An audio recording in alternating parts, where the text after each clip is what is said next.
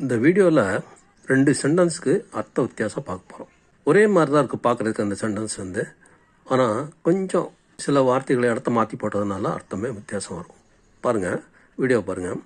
Difference between he had cut his hair and he had his hair cut.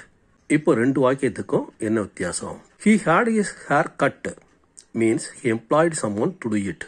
அப்போது என்ன அர்த்தம்? He had his hair கட்டுன்னு என்ன அர்த்தம் அப்படின்னா, வேறு யாரையோ வச்சு அவர் தன்னுடைய ஹேரை கட் பண்ணிட்டாரு அப்படின்னு அர்த்தம்.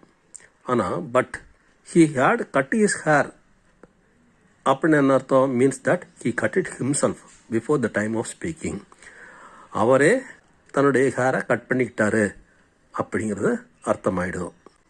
அடுத்தது பாருங்கள். Similarly instead of saying I employed someone to clean my car, we can say I had my car cleaned.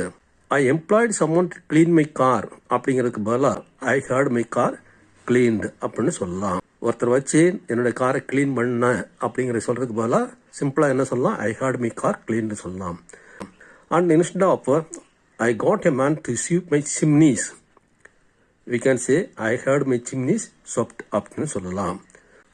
வேற ஒருத்தர் வச்சு என்னுடைய புகைப்பொருட்களெல்லாம் க்ளீன் பண்ண அப்படின்னு சொல்கிறதுக்கு என்ன சொல்லலாம் அப்படின்னா சிம்பிளாக ஐ ஹேட் மை சிம்னிஸ் சொப்டுன்னு சொல்லலாம்.